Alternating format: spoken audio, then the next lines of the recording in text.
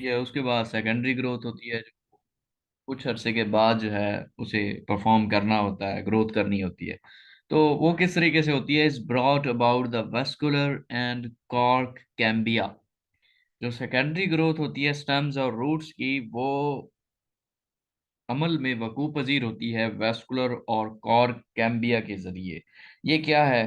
Vascular और cork कैम्बिया होता है नालियों के निज़ाम के मुतालिक, जो उनकी खुराक होती है, उनकी जो पौधे होते हैं, पत्ते होते हैं, उनकी जड़ों, उनके पत्तों से नालियों के निज़ाम के मुतालिक जो है उन नालियों से खुराक गुजरती है। तो सेकेंडरी ग्रोथ जो होती है पत्ते और जड़ों की, is brought about vascular and cork cambia. Biology का ये क्वेश्चन है, कुछ लोगों ने बायोलॉजी पढ़ी है तो उनको इजीली आता होगा। बाकी भी इस क्वेश्चन को अच्छी तरीके से देख लें, क्योंकि इस तरह के क्वेश्चन एवरीडे साइंस के पोर्शन में आ जाते हैं। So next question is current antonym of oblivion. Oblivion किसको कहते हैं? ऑब्लीवियन गाफिल इंसान को कहते हैं। ऐसा इंसान जो बार बार किसी चीज को भूल जाता है, उसे ऑब्लीवियन कहते हैं। ऑब्लीवियन, गाफिल इंसान, भूलने वाला इंसान, भूल जाने वाला इंसान।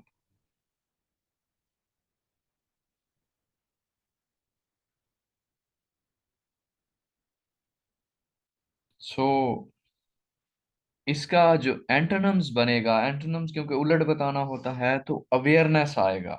अवेयरनेस, आगही, जान रखने वाला, मींस जिसको हर चीज याद रहती है प्रॉपर टाइम पे, वो, उसको एंटोनिम्स इसका अवेयरनेस बनेगा।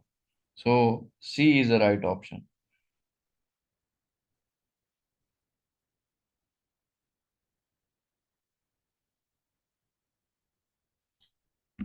सो नेक्स्ट है, वेयर इज क्रिस्टल मॉस्क मस्जिद क्रिस्टल सिचुएटेड।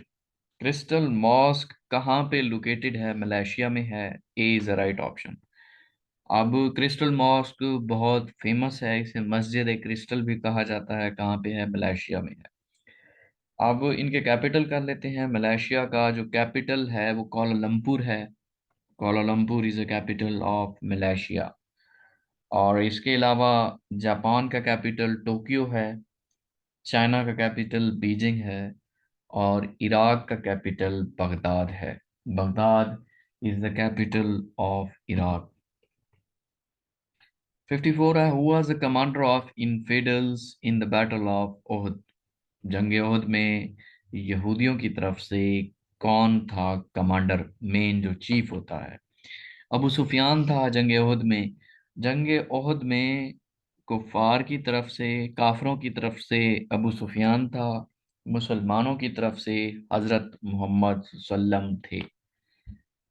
अब इसे बैटल ऑफ ओहद क्यों कहते हैं? क्योंकि ये ओहद पहाड़ पर हुई थी, इस वजह से इसको बैटल ऑफ ओहद कहते हैं। ये क्वेश्चन आता है। इसके अलावा ये कब हुई थी? 325 ईस्वी में हुई थी, 325 एडी में, जो कि थर्ड हिजरी बनते हैं, 3 हिजरी। थर्ड हिजरी, अगर हिजरी में आए तो फिर आपने थर्ड हिजरी लगाना है। और ये किस मंथ में हुई थी? शवाल के मंथ में हुई थी, 7 शवाल को हुई थी, 7 शवाल, शवाल का महीना था। इसके अलावा कुरैश, मक्का की तादाद या फिर यहूदियों की तादाद जो थी वो 3,000 थी, और मुसलमानों की तादाद 1,000 थी। कुरैश मक्का की तादाद 3,000 थी, और मुसलमानों की तादाद 1,000 थी। अब ये वो डिटेल हैं जो कि एग्जामिनेशन पॉइंट ऑफ व्यू से बहुत इंपॉर्टेंट है, इसलिए आपने राइट डाउन करते जाना है इन सब चीज़ों को। नेक्स्ट पढ़ते हैं। Lagos is a famous city of. Lagos एक मशहूर सिटी है किसकी? लेगोस नाइजीरिया की है। अब ये कैपिटल नहीं है लेकिन मशहूर सिटी है। जिस तरह हमारी पाकिस्तान की कराची बहुत मशहूर सिटी है लेकिन हमारा कैपिटल इस्लामाबाद है। तो इस तरह कुछ कंट्रीज इस तरह भी हैं कि उनकी फेमस सिटी कोई और है, कैपिटल कोई और है। तो लेगोस आपको पता होना चाहिए कि ये नाइजीरिया में है, एक मशहूर शहर है, फेमस सिटी है। अब इनके कैपिटल की तरफ आते हैं। ए ऑप्शन है सूडान, सूडान का कैपिटल है खर्तूम। मोरक्को का कैपिटल है रबात। नाइजीरिया का कैपिटल है अबूजा। इजिप्ट का कैपिटल कैरो है। सूडान का खर्तूम है, मोरक्को का रबात है, नाइजीरिया कैपिटल अबूजा है और इजिप्ट का कैपिटल कैरो है। Next is which country received the observer status of WTO in 2020? कौन सी वो ऐसी कंट्री है जिसने वर्ल्ड ट्रेड ऑर्गेनाइजेशन में 2020 में ऑब्जर्वर स्टेटस हासिल किया था? अब पहले तो हमें ये पता होना चाहिए WTO क्या है, कैसे बना, किस तरह की ऑर्गेनाइजेशन है, इसका हेडक्वार्टर कहाँ है। उसकी डिटेल करने के बाद हम ये जानेंगे कि ऑब्जर्वर स्टेटस क्या होता है और कौन सी कंट्री है। तो world trade organisation international level पे एक ऑर्गेनाइजेशन है जो कि इन कंट्रीज के दरमियान आपस में ट्रेड को फरोग देती है। इसके थ्रू डिफरेंट कंट्रीज पे जो इंपोर्ट एक्सपोर्ट पे टैरिफ लगते हैं वो बहुत कम हो जाते हैं। सो इसका मकसद, WTO बनाने का मकसद यही था कि आपस में ट्रेड को फरोग दिया जा सके। जिस कंट्री में जिस चीज़ की किल्लत है वो दूसरी कंट्री से मंगवा कर, सस्ती चीज़ें मंगवा कर अपने मुल्क को प्रोवाइड कर सकती है। तो ये एक बहुत बड़ी ऑर्गेनाइजेशन है, अच्छे लेवल की ऑर्गेनाइजेशन है, जिसमें 164 मेंबर कंट्रीज हैं। और ये ऑर्गेनाइजेशन 1 जनवरी 1995 को बनी थी। 1 जनवरी 1995 को वर्ल्ड ट्रेड ऑर्गेनाइजेशन बनी थी और जनीवा में इसका हेडक्वार्टर है।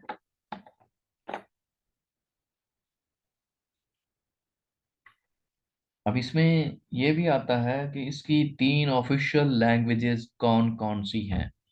तो इसकी ऑफिशियल लैंग्वेज बहुत इंपॉर्टेंट है क्योंकि एग्जाम में आता है, तो वो लिख लें, English, French and Spanish.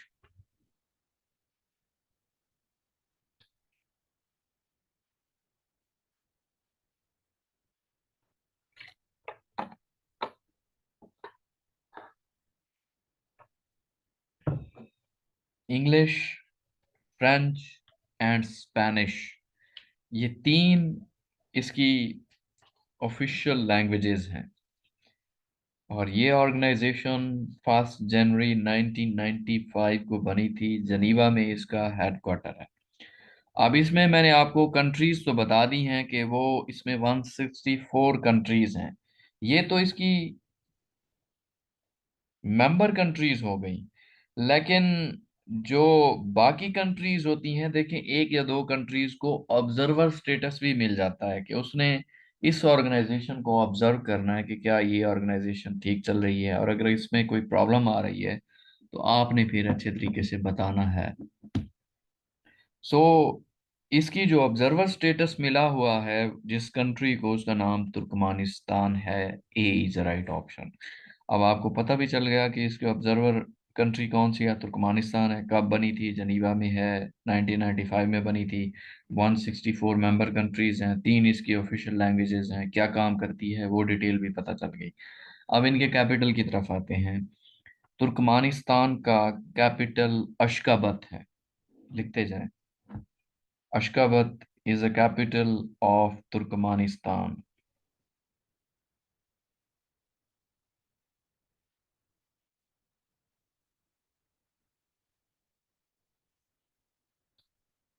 B option है इस्लामाबाद। इस्लामाबाद का कैपिटल पाकिस्तान है, पाकिस्तान का कैपिटल इस्लामाबाद है। सी ईरान है, ईरान का कैपिटल तेहरान है। और जो डी ऑप्शन है वो रशिया है। रशिया का जो कैपिटल है वो मॉस्को है। Moscow is the capital of Russia.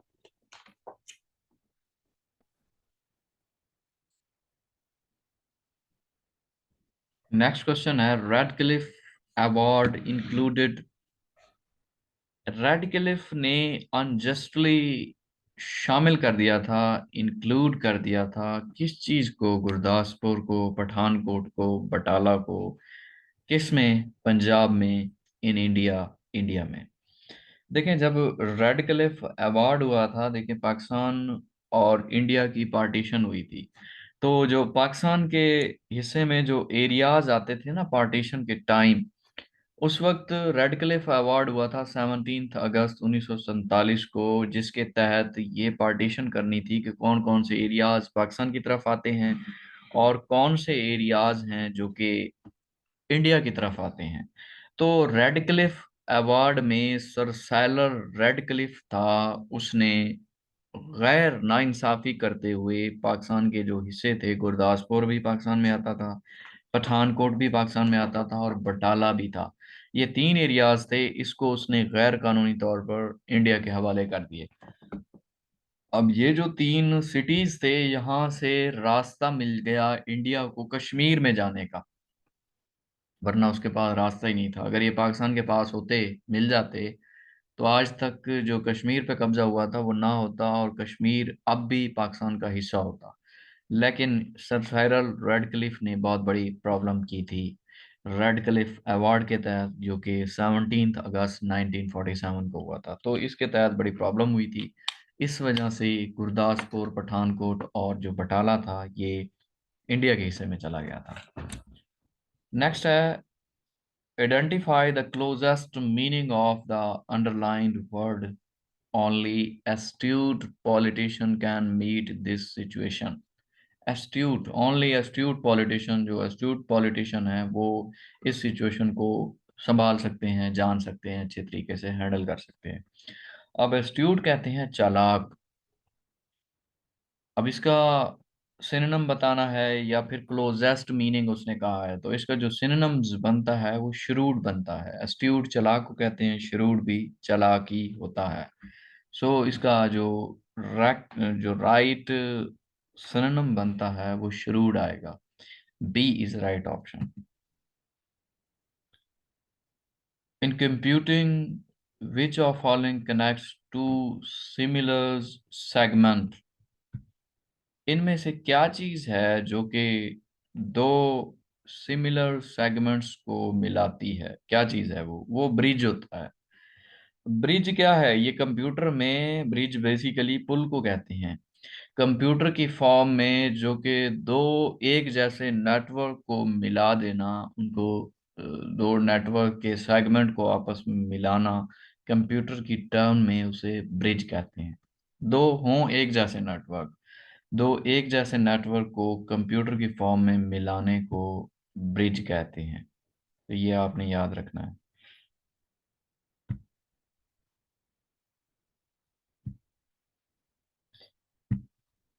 Next question है, if x minus y is equal to 6 and x plus y is equal to 16, अगर x माइनस वाई 6 है और x प्लस वाई 16 है, देन फिर हमने क्या करना है? x की वैल्यू भी फाइंड करनी है और y की वैल्यू भी फाइंड करनी है।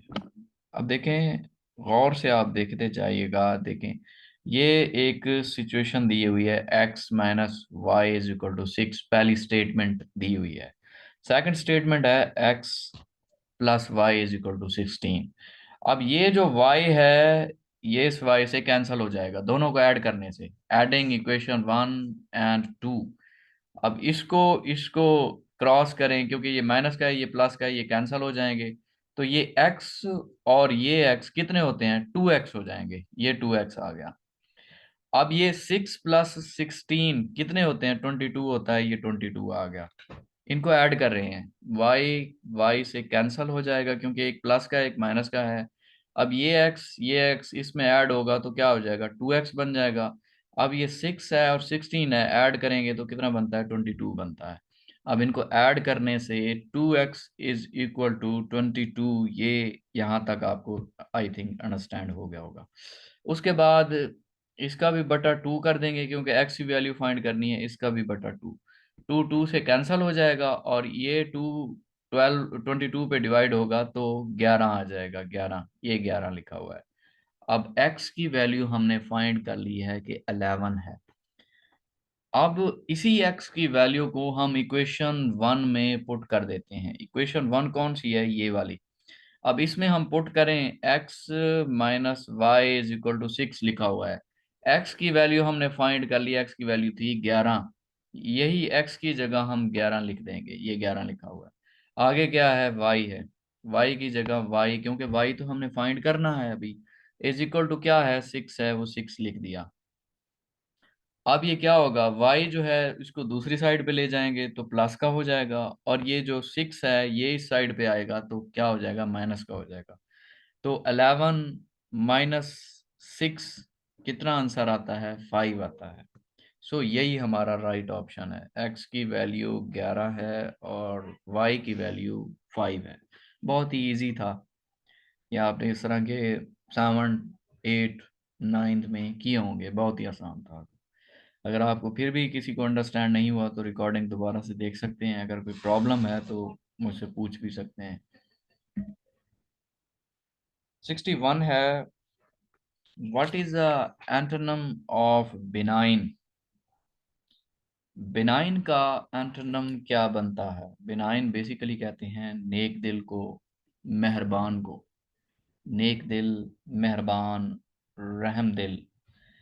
अब इसका जो एंटोनिम बनेगा, उलट बनेगा, वो मेल वोलेंट होता है। मेल वोलेंट किसको कहते हैं? बदख्वाह को कहते हैं। बदख्वाह, बददिल, जो सख्त दिल रखता हो, जो जुल्म करता हो, मेल वोलेंट। तो बिनाइन, रहमदिल, मेल वोलेंट, बदख्वाह, बददिल, बदमिजाज, सख्त इंसान। So A is the right option. Next है, क्लोजेस्ट मीनिंग बताना है अंडरलाइन वर्ड का। अब इस क्लोजेस्ट वर्ड का मतलब यही होता है कि आपने सिनोनिम बताना है, उससे जो मिलता जुलता है, रिलेटेड है। अब इसमें अंडरलाइन वर्ड क्या है? साइकोफेंसी है। साइकोफेंसी एक वर्ड है जिसका मीनिंग होता है खुशामद करना।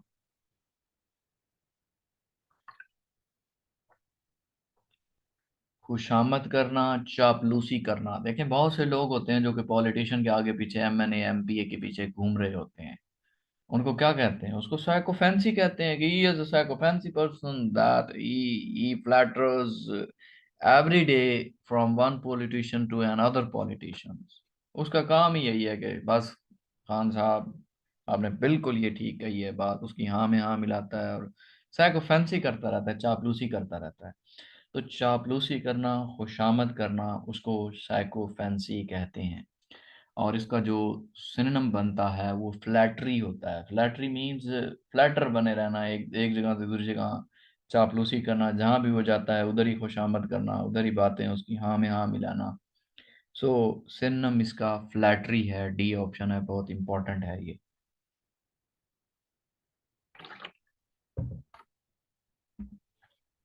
नेक्स्ट है, Wakhan corridor located to the north of Pakistan belongs to Afghanistan. Wakhan corridor कहाँ पे है? पाकिस्तान के नॉर्थ में है। और किस जगह में है? ये वखन कॉरिडोर बेसिकली है अफगानिस्तान में। और यही वो वखन कॉरिडोर रास्ता है जो कि पाकिस्तान को तुर्कमानिस्तान से सेपरेट करता है, या फिर यही नैरो स्ट्रिप जाकर पाकिस्तान को तुर्कमानिस्तान से थोड़ा सा मिलाती है। तो वखन कॉरिडोर बेसिकली है अफगानिस्तान में, लेकिन पाकिस्तान और तुर्कमानिस्तान को आपस में थोड़ा सा कनेक्ट करती है। अब बखन कॉरिडोर अगर ये आए कि कहाँ पे लोकेटेड है, अफगानिस्तान में है, तो किसको किससे सेपरेट कर रही होती है? तो पाकिस्तान और तुर्कमानिस्तान को। ये क्वेश्चन भी आ चुका है। अब नेक्स्ट है मैथमेटिक्स का क्वेश्चन। इस पे आपने गौर करना है। मैथमेटिक्स में क्वेश्चन है कि ए ए कोई भी पर्सन है या कोई भी चीज है। A 30 metre long train travelling at a speed of 45 kilometre per hour. अब एक ट्रेन है जो कि 130 मीटर के लंबी है, 130 मीटर लंबी ट्रेन है, और उसकी स्पीड कितनी है, 45 किलोमीटर पर आवर, मतलब 45 किलोमीटर पर आवर की स्पीड से जा रही है, इतनी ज्यादा स्पीड नहीं है। क्रॉसेस अ ब्रिज इन 30 सेकेंड। एक ब्रिज आ गया, मीन्स पहाड़ को काट के बीच में रास्ता बनाया गया था, ब्रिज था, उसको इसने क्रॉस करने में 30 सेकेंड लगाए हैं, 30 second. So what is the length of a bridge? इसने 30 सेकेंड तो लगाए हैं क्रॉस करते हुए, लेकिन फिर इसकी लेंथ क्या है ब्रिज की? सो इस तरह के क्वेश्चन जो हैं स्टूडेंट्स को काफ़ी ज़्यादा डिफिकल्ट लगते हैं, लेकिन अगर मैथड ठीक तरीके से आ जाए तो फिर बहुत ईजी होते हैं। अब इसको शॉर्ट वे में हमने सॉल्व करना है। इसकी स्पीड क्या थी? स्पीड अभी हमने देखी है 45 किलोमीटर पर आवर थी। अब 45 किलोमीटर पर आवर लिख देंगे। अब ये अंडरस्टैंड कीजिएगा, 45 किलोमीटर पर आवर जो है, इसको सबसे पहले तो हमने मीटर पर सेकंड में कन्वर्ट करना है, क्योंकि उसने जो ब्रिज क्रॉस किया है वो 30 सेकंड में किया है, 30 सेकंड लिखा हुआ है, 30 सेकंड में किया है। तो हमें जो स्पीड है वो भी तो मीटर पर सेकंड में करनी होगी ना, फिर ही जाके वो हमें पता चलेगा कि कितने मीटर उसकी लेंथ थी। उसने लेंथ भी तो हमने मीटर में बतानी है, तो मीटर पर सेकंड हमें सबसे पहले फाइंड करना होगा। सो मीटर पर सेकंड में चेंज करने का फार्मूला ये होता है कि जितनी भी स्पीड है, 45 किलोमीटर पर आवर है, उसको मल्टीप्लाई करना है 5/18 से, मीटर पर सेकंड में चेंज करने के लिए। किलोमीटर पर आवर में है, उसे मीटर पर सेकंड में चेंज करने का फार्मूला ये है कि उसको मल्टीप्लाई कर देंगे 5/18 से, 5/18 या 18। सो इसको 45 को 5 से मल्टीप्लाई करके 18 पे डिवाइड करें तो ये आता है 12.5 मीटर पर सेकंड। अब कैलकुलेशन तो इजीली आप कर लेंगे, ये आता है 12.5 मीटर पर सेकंड। अब हमें पता चल गया कि इसकी जो स्पीड है वो 12 मीटर पर सेकंड है। अब नेक्स्ट हमने क्या करना है, टाइम का हमें पता है, टाइम कितना है, 30 सेकंड है, ऊपर दिया हुआ है। और नेक्स्ट डिस्टेंस ट्रेवल्ड, ये हमने फाइंड करना है। तो 30 सेकंड में कितना डिस्टेंस हुआ है, ये जो चीज है मीटर पर सेकंड है, इसको मल्टीप्लाई कर देंगे टाइम से, हमारा डिस्टेंस ट्रेवल आ जाएगा। तो 12.5 मल्टीप्लाई बाय यही 30 हो जाएगा, 30 से मल्टीप्लाई करेंगे, ये बनता है 374 हमारा टोटल डिस्टेंस आ गया। अब जितनी ट्रेन लंबी है वो तो माइनस करेंगे ना ट्रेन, फिर ही हमारी ब्रिज का डिस्टेंस निकलेगा ना, लेंथ निकलेगी।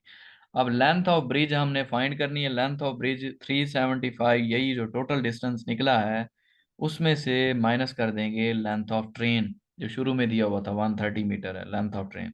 तो 375 में से 130 लेस करें, 245 आता है, 245 ही हमारा आंसर है, सी इज द राइट ऑप्शन। बहुत ही इजी है, कोई इतना ज़्यादा टफ नहीं है। वैसे लोगों को बहुत डिफिकल्ट लगता है, लेकिन हमने इतने इजी वे से, शॉर्ट वे से किया है कि ये इतना डिफिकल्ट अब नहीं होगा। पहले भी इस तरह का क्वेश्चन आ चुका है, आप सॉल्व कर चुके हैं, और ये इस तरह के बार बार आते रहेंगे तो फिर आपके लिए बहुत इजी हो जाएगा इस तरह के क्वेश्चन सॉल्व करना। नेक्स्ट है task force established by Pakistan Navy to defend sea pack is called Task Force 88।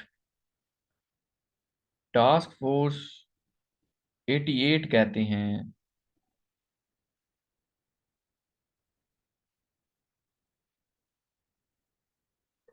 देखें, जो गवादर है ना पाकिस्तान का, सी पैक यही है, China Pakistan economic corridor. China Pakistan economic corridor CPEC कहते हैं इसे। और ये गवादर में है, आपको पता है। अब ये इतना इम्पोर्टेंट है क्योंकि चाइना इतना ज़्यादा इन्वेस्टमेंट कर रहा है, मिलियन डॉलर्स इस पे लगा रहा है, तो पाकिस्तान को भी इससे बहुत ज़्यादा फायदा होने वाला है। तो पाकिस्तान ने फिर इसको डिफेंड भी तो करना है, कि कोई भी दुश्मन इंडिया पाकिस्तान के पास में है कि वो अटैक करके इन्हीं से नुकसान भी तो दे सकता है। तो पाकिस्तान ने एक फोर्स बनाई हुई है जो कि इसको डिफेंड करती है, इसकी हिफाजत करती है। उस फोर्स का नाम क्या है? टास्क फोर्स 88 के नाम से वो फोर्स है। So B is the right option, task force 88। Who was the first chief of army staff of Pakistan army, Pakistan का पहला चीफ ऑफ आर्मी स्टाफ कौन था? General Tikka Khan, B option है। अब ये एक दफ़ा तो आपको समझाया हुआ है, दोबारा से मैं इसकी डिटेल बता देता हूँ। अब चीफ ऑफ आर्मी स्टाफ भी पूछें तो लोग, कुछ लोग फ्रैंक मार्शल लगाएंगे, कुछ लोग अयूब खान लगाएंगे, क्योंकि फिर उनके पास थोड़ा कम नॉलेज होता है। असल में है जनरल टिक्का खान, इसकी मैं डिटेल आपको बता देता हूँ। लेकिन जब पाकिस्तान आज़ाद हुआ था 14 अगस्त 1947 को, उस वक्त जो उस वक्त जो टाइटल होता था आर्मी का, जो सबसे बड़ा हेड होता था, उसे कमांडर इन चीफ कहते थे। Commander in chief. सो पहला commander in chief Frank Messervy था, क्योंकि अंग्रेज़ों की हुकूमत थी तो उसमें से एक अंग्रेज़ रह गया जो कि पहला पाकिस्तान का कमांडर इन चीफ रहा। 1947 से लेकर 1948 तक 1 साल के लिए इसने हेडशिप की, कमांडर था, मेन हेड यही था। इसके बाद आया था डोगलास ग्रेसी। डोगलास ग्रेसी भी ब्रिटिशर्स था, अंग्रेज था। उसने 1948 से लेकर 1951 तक वो हेड बना रहा, किसका? आर्मी का। उसके बाद अयूब खान आया था। अयूब खान 1951 से 1958 तक आया था। और ये यूं तो तरतीब के लिहाज से तीसरे नंबर पर आता है, लेकिन यूं क्वेश्चन आता है कि who was a first Muslim commander in chief of Pakistan army. तो पहला मुस्लिम कमांडर इन चीफ कौन था? फिर आपने अयूब खान लगाना है, क्योंकि पहला कमांडर इन चीफ कौन था? अयूब खान था। अब जो, अगर यूं पूछे कि who was the first commander in chief of Pakistan army, पहला commander in chief of army कौन था? फ्रैंक मैसरवे था। फर्स्ट मुस्लिम पूछें फिर अयूब खान था। अब इसके बाद कमांडर इन चीफ इसी तरह चलते रहे। आखिरी कमांडर इन चीफ था गुल हसन खान, जो कि 1971 से लेकर 1972 तक रहा था। गुल हसन खान 71 से 72 तक, 1 साल के लिए। उसके बाद ये जो कमांडर इन चीफ का टाइटल था ये चेंज हो गया, फिर ये चीफ ऑफ आर्मी स्टाफ का टाइटल रखा गया। जिस तरह गवर्नर का टाइटल चेंज करके प्रेसिडेंट रखा गया था, उसी तरह कमांडर इन चीफ का जो टाइटल था वो ख़त्म कर दिया गया, चीफ ऑफ आर्मी स्टाफ रखा गया। तो 1972 में पहला chief of army staff general Tikka Khan को बनाया गया था। So B is a right option, general Tikka Khan. इस वजह से बी ऑप्शन हमारा राइट ऑप्शन है। तो इसकी डिटेल हमें आनी चाहिए, क्योंकि ये बहुत इंपॉर्टेंट है एग्जामिनेशन पॉइंट ऑफ व्यू से। कभी वो क्या कैसे देता है, कभी कैसे, तो बड़ी कन्फ्यूजन होती है। नेक्स्ट है, in class of 33, total class है 33 की, जिसमें से the boys outnumber the girls by 7। Boys out number, boys ज्यादा हैं, यूं तो इक्वल ही हैं, जितनी गर्ल्स हैं उतनी बॉयज हैं, लेकिन ये इनकी तादाद 7 जो है एक्स्ट्रा है, 7 extra. The boys outnumber the girls by 7। How many girls are there, girls कितनी हैं वो बताना है। अब इसने क्वेश्चन में ही कह दिया है, तो हम साइड पे लिख देंगे the boys have more quantity than, more quantity of 7 than the girls. तो 33 टोटल क्वांटिटी है क्लास में, उसमें से 7 बॉयज हैं, उनको हम अलहदा कर देंगे। तो 33 में से 7 जाएं, कितने बच जाएंगे? 26। अब 26 हैं। अब इनमें से 26 में से हाफ गर्ल्स हैं, हाफ बॉयज हैं। सो 26 को 2 पे डिवाइड कर देंगे, बहुत ही सिंपल है। 26 को 2 पे डिवाइड करें गर्ल्स निकालने के लिए, कितना आता है? 13 आता है आंसर। यही हमारा राइट आंसर है। बहुत ही आसान है अगर सही तरीके से अंडरस्टैंड करें तो। 33 की क्लास है, जो बॉयज़ हैं वो आउट नंबर्ड हैं द गर्ल्स बाई 7। वो हम इसमें से लेस कर देंगे, 33 माइनस 7, 26 आ जाएगा। अब जो है इस 26 में से आधी गर्ल्स हैं, आधे बॉयज़ हैं, तो 2 पे डिवाइड कर देंगे, 13 गर्ल्स आ जाएगा। सो 13 ए इज द राइट ऑप्शन। बहुत ही इजी है। अब नेक्स्ट है, 22 मार्च इज ऑब्जर्व्ड इंटरनेशनली एज। अब जो 22 मार्च है इंटरनेशनल लेवल पे, उसको क्या कहते हैं? उसको वर्ल्ड वाटर डे कहते हैं। वर्ल्ड वाटर डे मनाते हैं दुनिया में पानी का दिन, क्योंकि जो पानी है ये इस दुनिया में सबसे इम्पोर्टेंट चीज है। पानी की अफादियत उससे जाके पूछें जिसके पास पानी नहीं है। So water is an important and integral part of humans life. Without water, you cannot live. So it's really important in the international world. So it's day celebrated on 22 March. 22 March is World Water Day. अब इसमें से A option दिया हुआ है, A option जो है वो women's day होता है।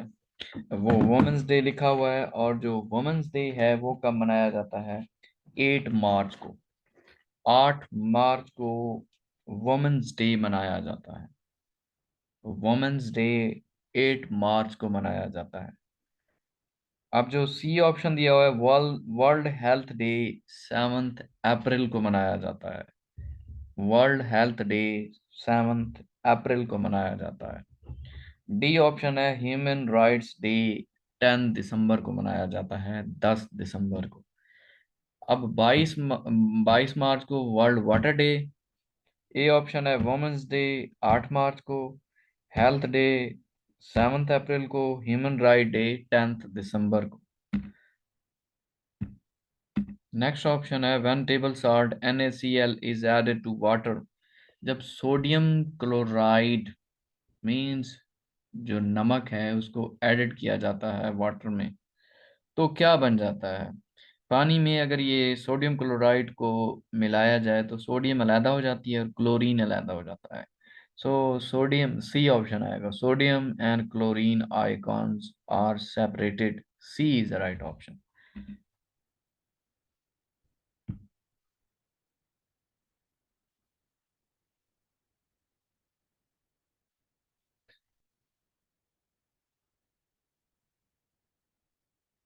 देखें कि आया हुआ है कि इंटरनेट आवाज़ ठीक नहीं आ रही। देखें मेरी तरफ से कोई फॉल्ट नहीं है, यहाँ पे बिल्कुल सिग्नल एक्यूरेट है। वो आपकी तरफ से, आपके एंड से हो सकता है, लेकिन फिर रिकॉर्डिंग भी तो हो रही है। जिनको थोड़ा सा डिस्टॉर्शन होता है या फिर क्लास थोड़ी सी छूट जाती है, तो रिकॉर्डिंग आपके पास आ जाती है, उसका लिंक वहाँ से आप जो टोटल चीज़ें जो हैं वो दोबारा